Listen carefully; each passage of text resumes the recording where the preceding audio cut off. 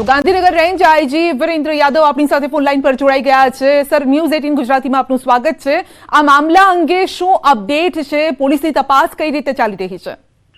જી, એમાં actually એફએસએલની report આવી ગઈ છે કે એમાં મિથાઇલ એલ્કોહોલની હાજરી નથી, ત્યાં પછી કોઈ રાસાયણિક ઝેરી પદાર્થની હાજરી નથી, એટલે એ લઠ્ઠાકાંડ નથી, લઠ્ઠો છે નહીં। પરંતુ જે બે લોકો જેની કાલે ગઈ રાત્રે દેર રાત્રિમાં જે મોત થઈ હતી તે બાબતે આનું પોસ્ટમોર્ટમ કરાવવામાં આવ્યું છે, વિસેરા વગેરે એનું લેવામાં આવ્યો છે અને આને પણ એફએસએલની રિપોર્ટ હાલ લેવાની બાકી છે અને આની અમુક મેડિકલ હિસ્ટ્રી પણ જાણવા મળી હતી। તો એ બધી પાસાઓને ધ્યાનમાં રાખીને અને આના ચોક્કસ કારણ શું છે મોતનું, આ બાબતે તપાસ કરવામાં આવી રહી છે। પરંતુ એ મિથાઇલ એલ્કોહોલની હાજરી નથી એટલા માટે કોઈ લઠ્ઠા જેવી કોઈ સ્થિતિ છે નહીં। જી, બીજા કેટલાક લોકો હોસ્પિટલમાં સારવાર હેઠળ પણ છે, એ પ્રકારની પણ માહિતી સામે આવી રહી છે। શું એ અંગે અપડેટ છે આપની પાસે?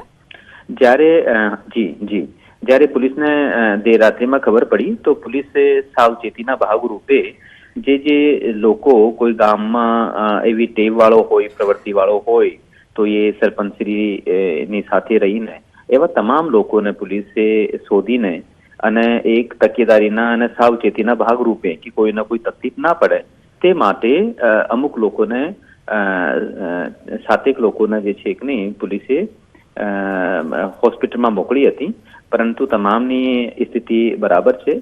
એકની થોડી સ્થિતિ થોડી વધારે પ્રોબ્લેમેટિક હતી તો એની પણ સ્ટેબલ છે, તો એવી કોઈ હાલ ચિંતાની કોઈ વાત નથી।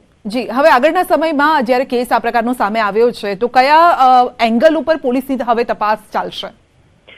એમાં એવું કે એ જેવું મિથાઇલ એલ્કોહોલ તો છે નહીં, તો એટલા માટે બહુ લઠ્ઠાની તો વાત છે નહીં, પરંતુ આની મેડિકલ હિસ્ટ્રી છે તો મેડિકલ હિસ્ટ્રીના કારણે પોસ્ટમોર્ટમ પણ થયો છે જે મરણ જનાર છે આની, તો આનું ખરેખર ચોક્કસ શું કારણ છે એ અમુક એમાં જે મરણ જનાર છે એ દારૂ પીધેલા હતા, પરંતુ મોતનું એ કારણ છે યા બીજા પણ કોઈ લીવરની કોઈ પ્રોબ્લેમ યા બીજી કોઈ પ્રોબ્લેમ છે કે કેમ, તે બાબતની હાલ તપાસ ચાલુમાં છે। જી વીરેન્દ્રજી, આપ કહી રહ્યા છો કે દારૂ પીધેલા હતા, તો એવા કયા બુટલેગરો, કારણ કે તહેવારી સિઝનમાં બુટલેગરો પણ એક્ટિવ થઈ જતા હોય છે, તો એ દિશામાં પણ પોલીસની તપાસ ચાલી રહી છે?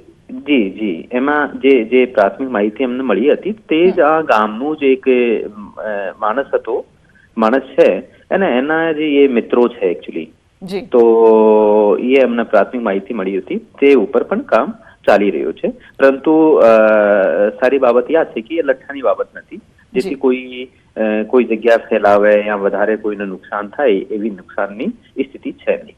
જી વીરેન્દ્રજી, ખૂબ ખૂબ આભાર આપનો અમારી સાથે જોડાવા બદલ।